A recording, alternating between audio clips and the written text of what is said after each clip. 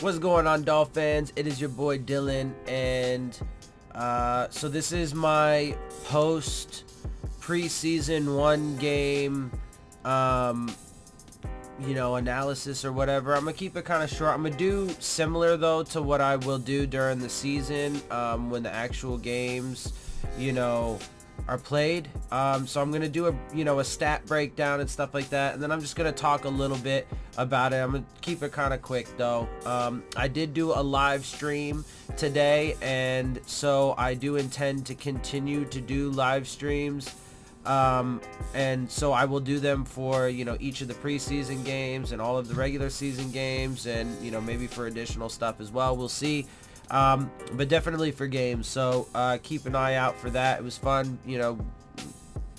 There's a good chat and discussion in there, and it was a lot of fun. So join me for that in the future. So let's go ahead and get right into it. We obviously played the Atlanta Falcons in Miami at Hard Rock Stadium. It was our first preseason game. It was their second. They just played the Hall of Fame game. We won 34-27, so yay, right? That's good. We always like to win. But it was obviously a first preseason game, so it doesn't really matter. So let's go ahead and get into the stat breakdown. We had 361 total yards. They had 337.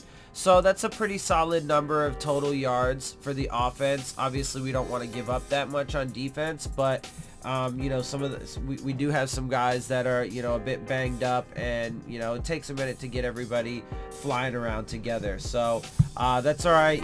There's definitely things that need to be worked on for sure, but there were some really good things that came out of this game, that provide some hope and some optimism, right? So still a little stuffed up, by the way, so bear with me. We had 265 passing yards, not bad. They had 233, not good. We had 96 rushing yards, which is all right. They had 104, which is we had 5.4 yards per play, which is solid. They had 5.1. We would like to keep them down, maybe around 3 or less, ideally, but whatever.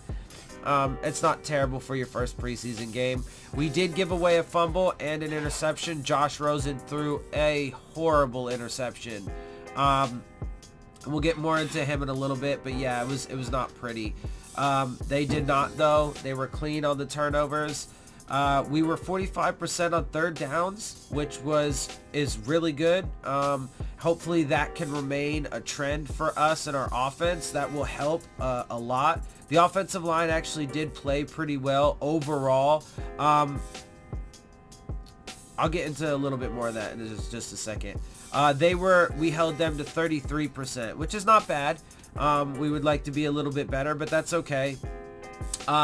We had the ball for 27 minutes, 49 seconds. They had it for 32 minutes, 11 seconds. What I like about that is we were actually, the best part about that with the third down conversion rate and, the total yards, passing yards, blah, blah, blah, we were pretty efficient. That was pretty evident in the production and stuff. So I like that. We started out pretty well as far as penalties went, and then we started kind of piling them up. We did end up having 8. They had 12. So we did beat them in that regard, but that's still far too many. And unfortunately, most of those, I would say, definitely came from the offensive line. I would say probably at least 5 or 6 of those penalties came from the offensive line, which is obviously not a good thing. So that needs to be cleaned up. Getting into the passing, Josh Rosen did lead the way there with 13 out of 20 attempts, 65 completion percentage, 191 yards, 0 touchdowns, 1 interception, and I couldn't find their passer ratings, so I didn't put those in for this one. But those will be more available during the season and stuff. Anyway, so he did have a super ugly interception, threw it right to the defense, right to the linebacker, and it was nearly, taken to the house. So And also keep in mind that, you know, he was on the field for the longest. I mean, Ryan Fitzpatrick played like a series. Jake Rudock played a few towards the end, but that was, you know, towards the very end. And Josh Rosen played most of the game. So that's, you know, in part why he got 20 attempts, whereas Rudock got 8 and Fitzpatrick got 5, right? So, but he performed pretty well overall. He clearly still has a lot to work on and a lot to fix and clean up. But, you know, it's like I've said, I think he does have the potential to be a really good quarterback. I don't know if it's going to be here with Miami. If the offensive line can play well and come together and be cohesive, and this offense actually can do stuff and move the ball and produce points, then maybe it gives him a chance to stick around for a little while. Ryan Fitzpatrick obviously will not, you know, be here for very long. Even if, you know, he did stick around next year, you know, whatever. Ryan Fitzpatrick's obviously not going to be part of the picture for a super long time. But, you know, that's the way Josh Rosen will be. Otherwise, I don't really see him having his opportunity here. Jake Rudock was 6 for 8, 75 completion percentage, 65 yards, 1 touchdown, no interceptions. Ryan Fitzpatrick was 2 of 5 for 40% and 20 yards, 0-0 on touchdowns and interceptions. Matt Schaub led the way for them, also did play the most. Well, you know, it was actually pretty even between him and Matt Sims. But anyway, he was 12 of 19, 63.2 completion percentage, 172 yards. Matt Sims was 8 for 17, 47.1 completion percentage, and 86 yards. Rushing, Patrick Laird led the way for us. I believe he's an undrafted guy, but he was, you know, he played quite a bit towards the end, but he was 6 for 24 with a 4 average. Kalen Blage was 6 for 23, 1 touchdown and a 3.8 average. Myles Gaskin was 6 of 13 for 1 touchdown and a 2.2 average. Kenyon Drake was 4 of 12, 3 average. Mark Walton 6 for 12, 1 touchdown and a 2 average. By the way, at some point, starting almost immediately, I'm going to start messing up people's names, so I apologize to those people, even though they will probably never see this video. Quadri Olison was 8 for 41 yards, 1 touchdown and a 5.1 average. Brian Hill was 8 for 23 yards, 1 touchdown and a 2.9 average. Tony Brooks James was 2 for 21 yards and a 10.5 average. Matt Sims was 3 for 13 yards, 4.3 average. And Ito Smith was 4 for 7 yards, 1 touchdown and a 1.8 average. I'm not going to say too much right now about, like, you know, the overall play of, you know, certain groups and stuff, because it is hard to tell when you're going from like the 1s to the 3s to the 17th string guys, you know, whatever. So, you know, as a team, it's hard to say exactly where you're at. You know, I think the first group offensive line did all right. I mean, the offensive lines did all right for the most part overall. Obviously, far too many penalties. Preston Williams was an absolute beast. I love that kid. But anyway, yeah. So I'm gonna hold that off until we actually get into the season and stuff. But so for right now, I just want to kind of give you the actual highlights and then just give you, or the stats, give you the stats and then give you some of my highlights. Which Preston Williams was one of for sure. He's the one. I would say that he stuck out to me above anyone or anything else.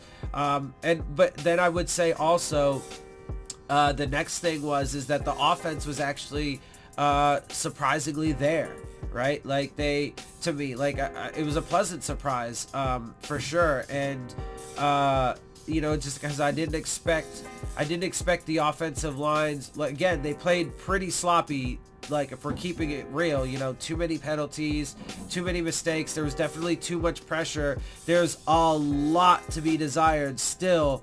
But for the first preseason game, they definitely played a bit better. And the offense did end up putting up 34 points, again, across, you know, first, second, third, fifth, 12th string, right? But there is definitely some optimism to be had and some good foundational things to build on. So let's get into the receivers. Again, Preston Williams led the way for us, 4 of 5 for 97 yards. Clive Walford was 2 of 2, 34 yards. Bryce Butler, 3 of 4, 33 yards. Trent Irwin, 2 of 2, 32. Alan Hearns, 3 of 3 for 24. Myles Gaskin, 3 of 3, 19. For a touchdown and 1 touchdown. Devontae Parker, 1 of 1, 14 yards. Saeed Blacknall, 1 of 2, 14 yards. Mike Gesicki, 1 of 2, 6 yards. And Nick O'Leary, 1 for 1, 3 yards. So you see there, now again, obviously, you know, first, second, third string, blah, blah, blah. But there is a good dispersion of the ball, right? You're seeing tight ends getting involved, a lot of, you know, wide receiver action and stuff. And even, you know, but there are guys that didn't even play, you know, like Albert Wilson and Jakeem Grant. I think both didn't play. So I really love our receivers. I love our receiving group.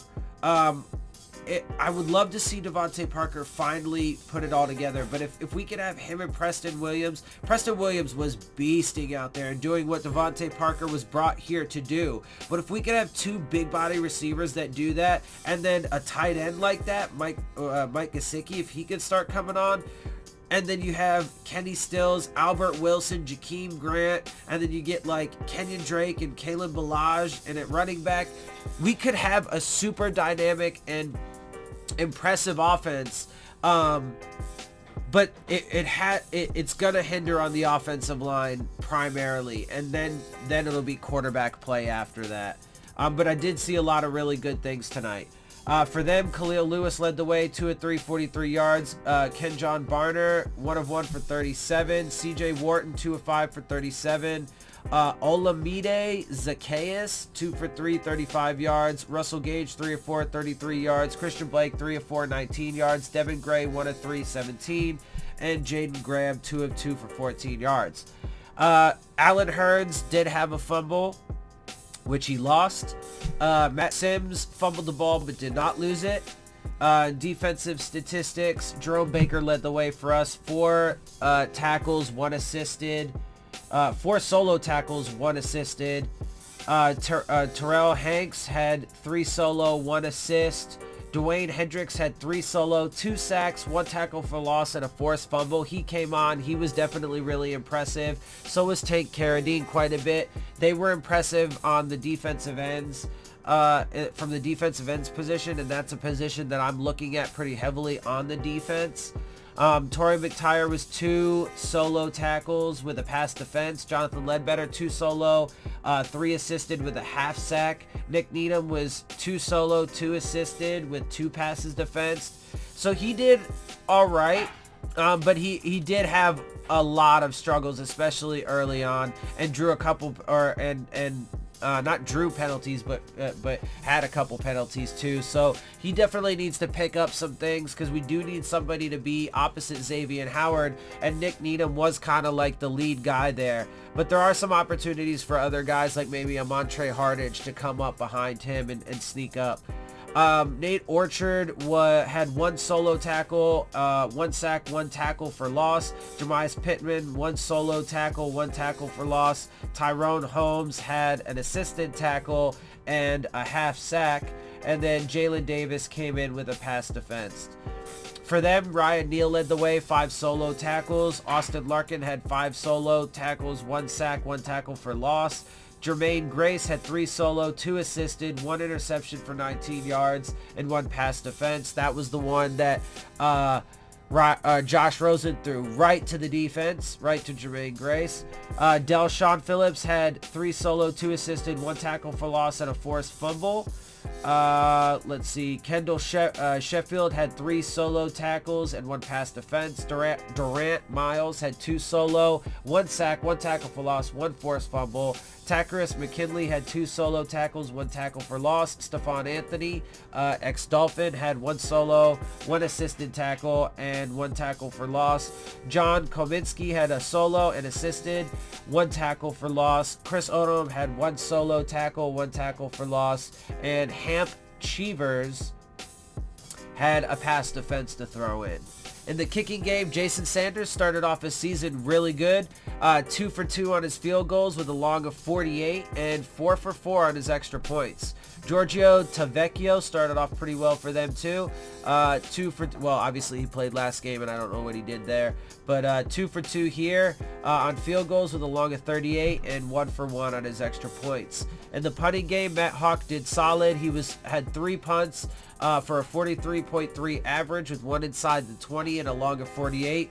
Matt Bosher had 4 punts for a 42.8 average, 1 inside the 20 with a long of 50.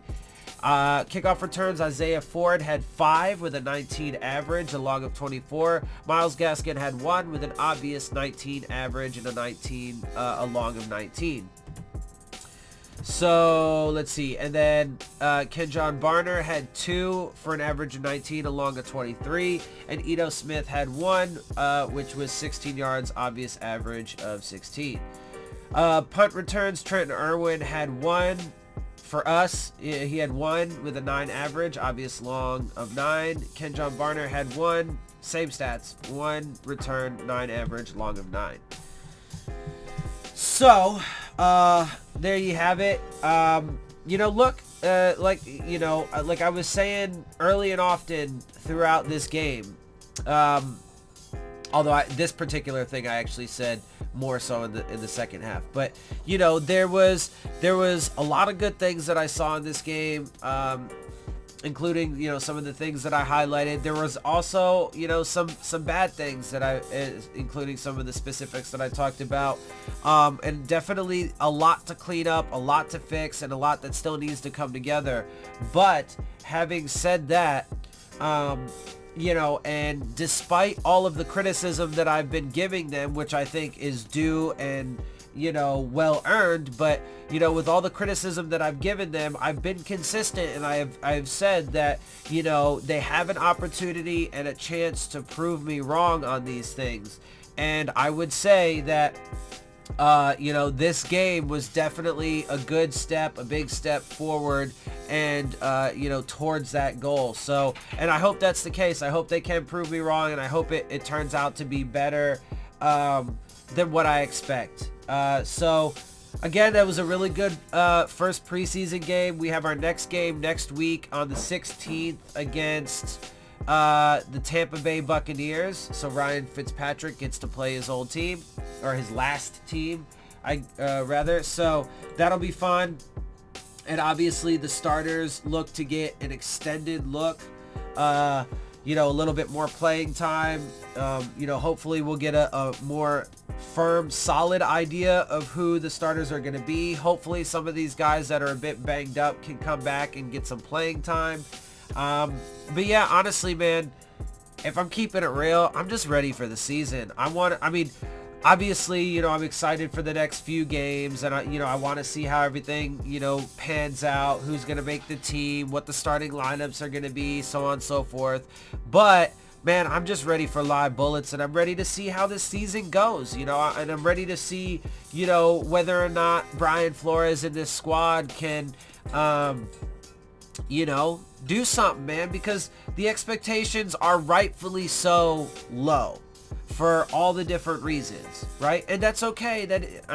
It's not in and of itself a bad thing, right? It just is what it is. And the good thing about that is, one of the good things about that is if your expectations are set low, then they're you can only be surprised and positively surprised, right? So there's that, right? Silver lining, whatever. But they can, right? They can push and to and prove people wrong. The media, the odds makers, me, right? They can prove us all wrong, and I hope that they do, and I look forward to it. Either way, it's going to be great, and I'm just glad that we got Dolphins football back, and I'm super excited to get into it. And again, I really enjoyed the live stream. I'm going to do it more. Absolutely, and I hope that you guys join me. It's a lot of fun. Let's keep it going. And like I said, I am you know, I'm definitely putting in the time and effort and the work to do my best to improve and expand upon this channel and make it as good as I can for you guys, do as much as I can for you guys. Also, make sure you guys are asking me questions and stuff, especially now that we're getting more into the season, because I would like to, you know, be able to answer those for you in videos. And you know, I was answering some questions. There weren't a lot, but you know, I was answering questions that were asked in the chat during the live stream, and you know, we were definitely also having, you know, lots of conversation as it was going on too. You know, my channel's still small at this point, but it is growing slowly but surely, and you know, I expect and hope that the, you know, audience will grow and the participation will grow in those things, and the more it grows, the more I can, you know, eventually do. So with that, guys, I'm gonna go ahead and wrap this up. I'm gonna go ahead and get out of here. I hope you guys enjoyed the game. I hope you guys enjoy my show. If you do, make sure you hit the subscribe button. Make sure you hit the like button if you want to get the alerts. Leave your questions, comments, and concerns down in the comment section. I think I messed that all up. I'm going to do that over again.